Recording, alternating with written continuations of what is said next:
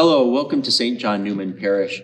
It's the 31st Sunday in Ordinary Time, and typically during this time of year, we present our parish finance report to the parish. It's available in our bulletin this weekend, so make sure you take a paper copy of the bulletin home, or if you'd like to look it up digitally, you can find it on our parish website. I'd like to introduce Gene Fair. He's the chairman of our Parish Finance Council. Welcome, Gene. Thank you, Father. Gene, do you want to share some insights about our finance report? Yeah, sure. The good news is on our regular donations, and this covers our first collections, Christmas, Easter, and our other holidays, we're running about 25% more than what we were last year. That's good news. But the bad part is we're not at our pre-COVID levels. So we're asking people maybe to, reach in a little bit more and try to help us out of this situation.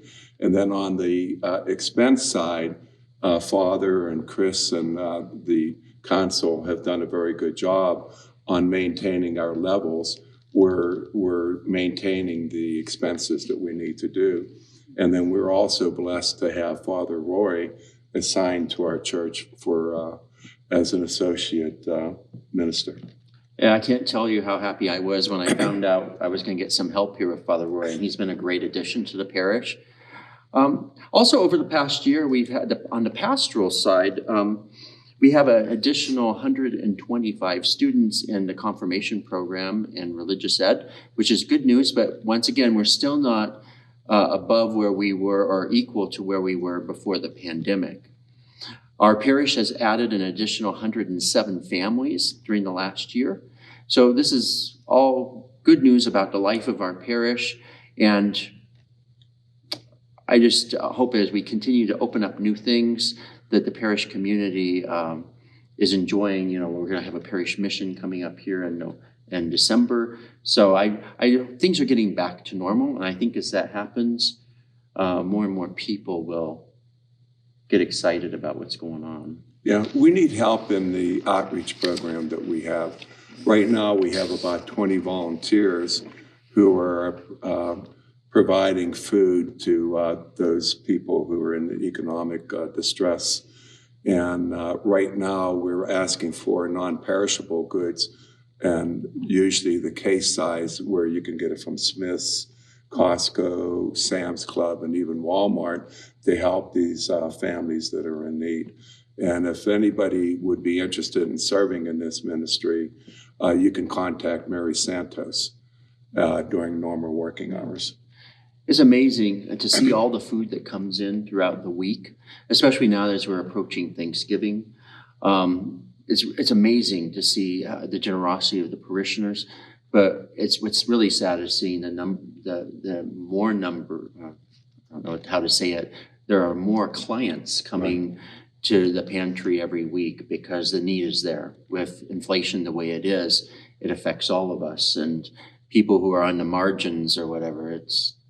They need some place to come and get food. Right, and that's why it's important that we ask the parishioners to donate items to us.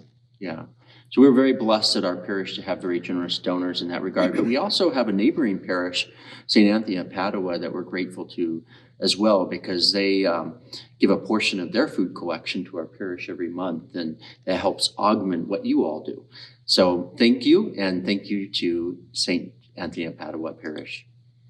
Another thing I wanted to bring up is last year we had our gala celebration, and we raised almost $50,000 with that gala. It was a virtual gala again, and this year we decided not to have a gala because we were hoping to have a groundbreaking for our new parish. A little more about that in a bit, but we had earmarked the money to do something here at the parish, and what was decided was to refurbish some of the classrooms. Our building was built about 20 years ago now, and so we're redoing the flooring in all the classrooms and offices here. So thank you to all of you who participated in last year's gala. I just wanted to let you know that your donations are going to improve our building for not only for the children, but also for the adults that make use of those rooms. Thank you. One of the other things I wanted to discuss with you or talk about is the Faith in Our Future campaign. Faith in Our Future campaign was the capital campaign to raise money for development of the property here. It started back in 2016, and many of you have generously made pledges and completed your pledges. Some have done multiple pledges. We had matching gift programs. For those of you who are new, we always like to invite new people to take part. But the Faith in Our Future campaign was very successful. And because of that, the bishop has decided to go forward with the project to build our permanent church structure on the empty lot behind us. The plans are going through plan check at the City of North Las Vegas. And once they're approved, then the construction company will be able to pull the building permits. We're hoping that we'll be able to do a groundbreaking sometime in early January. But I want to thank everybody who's participated in this effort. We've raised about 30% of what we need for the project. There's an additional 70% out there, and the bishop at this time is willing to give us the loan, but eventually we will have to find a way to pay off that loan, and it'll be monthly mortgage payments. But I just want to invite those of you who have been on the fence a little, wondering if the project's going ahead. It is. The bishop signed a contract with the contractor this last week, and so we're moving ahead. So good things are going on here at St.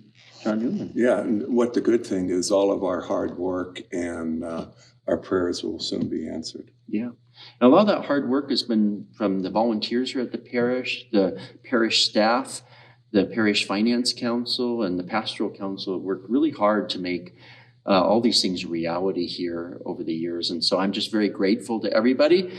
And I want to wish you guys a wonderful weekend. And don't forget to take home the bulletin and review the report.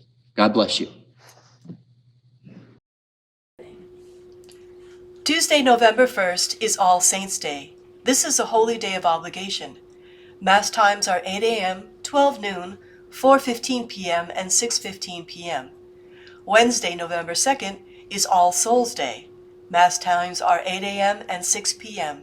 You are invited to bring framed photos of loved ones to place around the altar for this liturgy. Please arrive a few minutes early so we can place your photos around the altar before the Mass begins.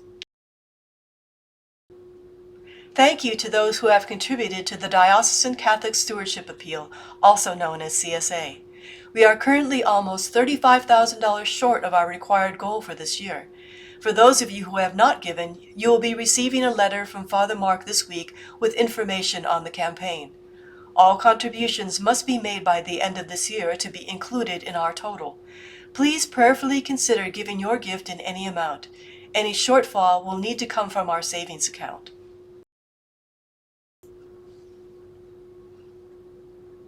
There will be no faith formation sessions on Monday, October 31st. Have a happy and safe Halloween. A big SJN thank you to everyone who contributed food for our Thanksgiving food drive. We still are kind of short for what we need, so we'll be leaving the food carts out for another weekend. Thank you in advance for all of your generosity. And please note, we're not accepting turkeys. Thank you so much. Just a reminder, next Sunday, November 6th, daylight savings time ends. So you get to sleep in an extra hour. Join us for our next First Friday Eucharistic Adoration on Friday, November 4th, beginning after the 8 o'clock Mass and continuing till benediction at 12 noon. A Eucharistic sign-up sheet will be located in the gathering space for you to choose a time in which to participate. Our Martha's and Mary's Women's Ministry are selling tickets for a 50-50 raffle as part of their upcoming All Seasons Craft Fair. Visit their table in the gathering space after Mass.